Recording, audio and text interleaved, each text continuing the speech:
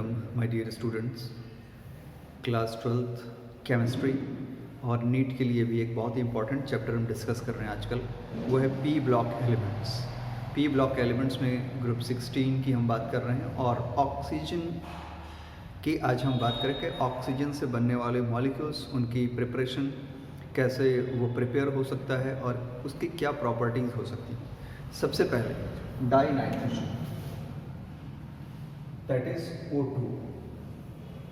तो सबसे पहले तो हम इसके प्रिपरेशन की ही बात कर लेते हैं। तो एक आप थर्मल हीटिंग कर सकते हैं MnO2 की प्रेजेंस में KClO3 का, यानी जितने भी ऑक्साइड हैं इसकी हीटिंग कर दीजिए और इससे आपको KCl+O2 मिल जाएगा। ठीक है। Normally dioxygen thermal decomposition से बहुत इजीली मिल जाते हैं। तो आप यहाँ पे जितने भी रिएक्शन देख रहे हैं ये एक तरह की थर्मल हीटिंग मतलब डीकम्पोजिशन रिएक्शन है। देन AgO2 2Ag2O2, इससे भी आपको ऑक्सीजन इजीली मिल गया। देन HgO, यहाँ भी ऑक्सीजन गैसियस फॉर्म में मिल जाएगा। Pb3O4 एंड PbO2, इन दोनों की थर्मल डीकम्पोजिशन करने से हमको ऑक्सीजन मिल जाता है। Is it clear? Now last one is what? Peroxide H2O2। इसको अगर MnO2 की प्रेजेंस में हम थर्मल डिकम्पोजिशन करा दें तो हमें वाटर और ऑक्सीजन मिल जाएगा। इसके अलावा H2O का ब्रेकडाउन अगर हम कराएं, ठीक है, तो कैथोड और एनोड दोनों पे जो हमें चीज़ें मिलती हैं उसमें से एनोड पे हमें मिलता है डाई ऑक्सीजन और कैथोड पे मिलेगा हाइड्रोजन गैस जो कि निकल जाएगा। तो इलेक्ट्रोलाइसिस हो गया। तो ये तो हो गया लैब मेथड्स, जिनको आप नॉर्मली लैब मेथड्स कहते हैं।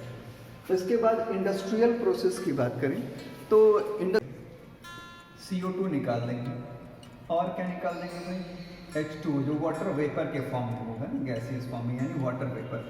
तो सबसे पहले एयर में से इन चीज़ों को निकाल देंगे।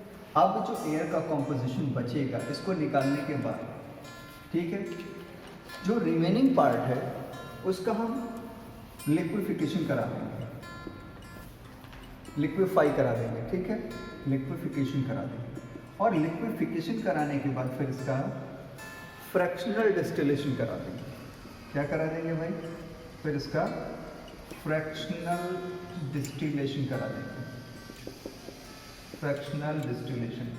अब फ्रैक्शनल डिस्टिलेशन में सबसे पहले क्या आएगा, नाइट्रोजन, क्योंकि ये ज़्यादा होता है। और उसके बाद जो सेकंड चीज़ अवेलेबल होगी वो होगी ऑक्सीजन, जो सबसे ज़्यादा अमाउंट में प्रेजेंट होगी। तो नाइट्रोजन के बाद ऑक्सीजन, और इन दोनों को फिर हम अलग अलग सेपरेटली इकट्ठा कर लेंगे। तो इस तरह से इंडस्ट्रियल स्केल पे डाई ऑक्सीजन को हम आसानी से प्रिपेयर कर लेते हैं। ठीक है। In the laboratory by following ways. पहला, by heating the oxygen containing salts as chlorates, nitrates and permanganates. तो यहाँ पे 2KClO है, जाहिर सी बात है, ये आपको क्लोरेट दिख रहा है। इसको हीट करिए MnO2 की प्रेजेंस में, ठीक है, और ये टोटल रिएक्शन आपको दिखेगा। 2KClO3, it is heated in the presence of MnO3, it gives you 2KCl, that is potassium chloride plus जो हमें चाहिए 3O2. By the thermal decomposition of the oxides of metals low in the electrochemical series and higher oxidation metals. मतलब ऐसे oxide metal की बात करें जो electrochemical series में नीचे आते हैं, वो दैट इज सिल्वर ऑक्साइड। इसका थर्मल डिकम्पोजिशन कर दीजिए तो ये हो जाएगा, ये रिएक्शन है 4Ag+O2 2HgO। जब इसका हम थर्मल डिकम्पोजिशन करेंगे तो मरकरी अलग और डाइऑक्सीजन अलग, ठीक है। तो इसी तरह से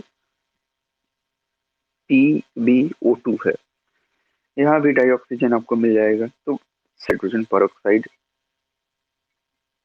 को डिकम्पोज कर दिया जाए तो वो वाटर और डाइऑक्सीजन में कन्वर्ट हो जाएगा।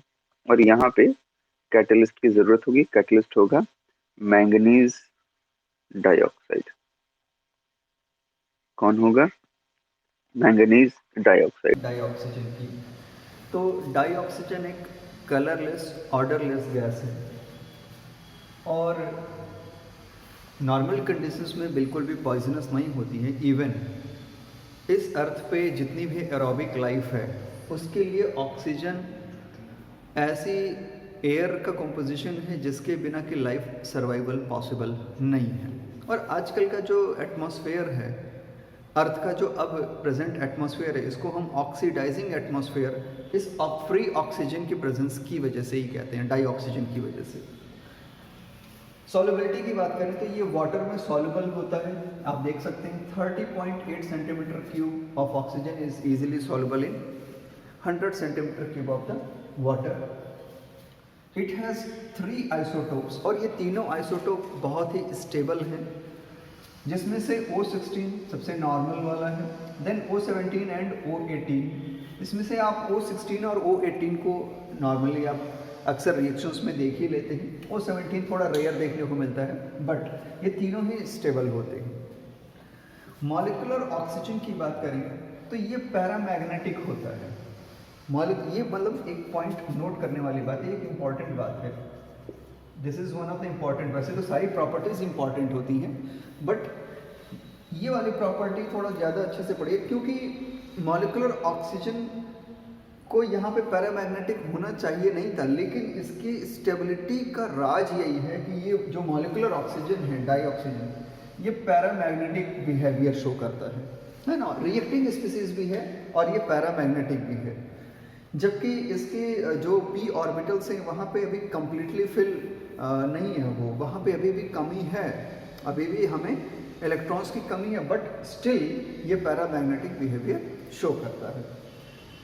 रिएक्शन की बात करें तो ये metal, non metal and other compounds जैसे कि मेटलॉइड्स हो गए या और भी जो कंपाउंड्स हैं, सबके साथ ये रिएक्शन करता है। एक्सेप्शन में अगर 2-3 एक्सेप्शन छोड़ दीजिए तो ऑक्सीजन लगभग सबके साथ रिएक्शन करता है, बहुत इजीली कर लेता है।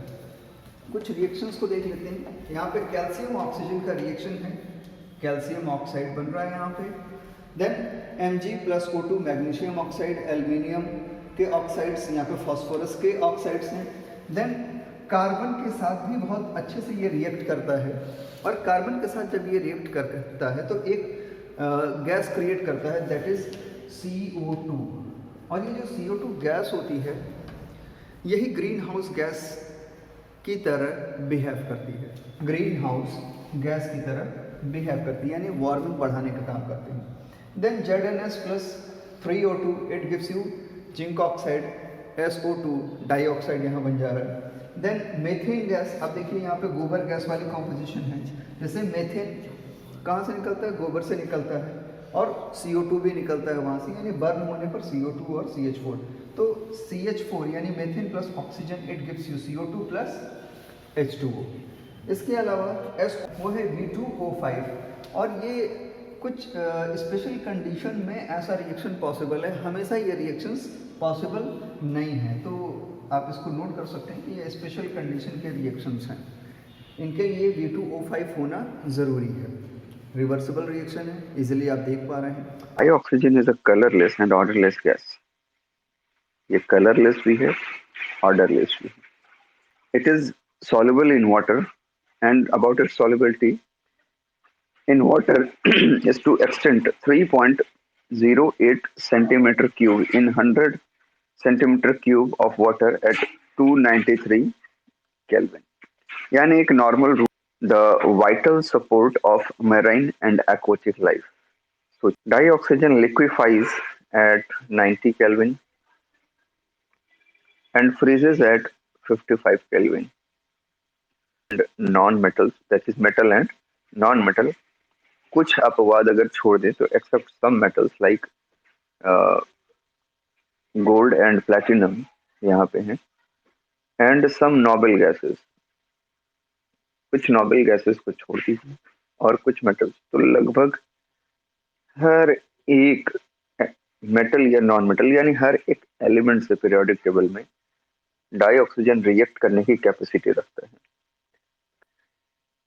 Its combination with other element is often strongly exothermic, which help in sustaining the reaction. यानी ये जब भी किसी दूसरे मेटल या एलिमेंट के साथ या नॉन मेटल के साथ रिएक्ट करता है, ये स्ट्रांगली एक्सोथर्मिक टाइप का होता है। तो इसका क्या मतलब है? यानी हीट प्रोड्यूसिंग टाइप का रिएक्शन करता है। जब भी ये रिएक्ट करेगा तो हीट प्रोड्यूस होगा ही होगा, और इसकी वजह से रिएक्शन होने के चांसेस बहुत ज्यादा होते हैं। ऐसा बहुत कम होता है कि रिएक्शन हो ही ना। However, to initiate the reaction, oxygen double bond is very high, that is 493.4 kilojoule पर मोल। यानी ये जो ऑक्सीजन और ऑक्सीजन, ये डाइऑक्सीजन है और इनके बीच में बॉन्ड है। अब जब तक ये बॉन्ड टूटेगा नहीं, ये दोनों अलग अलग नहीं होंगे, ऑक्सीजन या ऑक्सीजन अलग अलग नहीं, जब तक ये अलग अलग होंगे नहीं तब तक क्या भाई, रिएक्शन भी तो नहीं करेंगे, किसी से जाके जुड़ेंगे भी तो नहीं। और इस बॉन्ड को तोड़ने के लिए एनर्जी बहुत चाहिए। एक बार ये टूट गया तो रिएक्शन इसका, आपने देखा कि रिएक्शन करता ही करता है ना। इसलिए कई बार हीट करना पड़ता है। Are also oxidised, but catalysts are one of the most important factor which is actually required for the reaction। यानी बिना कैटलिस्ट के ये रिएक्शन नहीं होती है। जैसे SO2 का जब रिएक्शन करना हो आपको ऑक्सीजन, तो यहाँ पे हम जो कैटलिस्ट यूज करते हैं वो है V2O5, और तब ये फिर आप देख रहे हैं ट्राई ऑक्साइड में कन्वर्ट हो रहा है। इसी तरह से HCl, H chloride, CuCl2 as a catalyst to catalyse the reaction. तब यूजेस की अगर हम बात करें, so it is used in oxyacetylene welding, है ना। सिलेंडर की वेल्डिंग आप लोगों ने देखी होगी, फिगर में देख लीजिएगा आप लोग। Manufacture of many metals particularly in steel, oxygen that is dioxygen is used.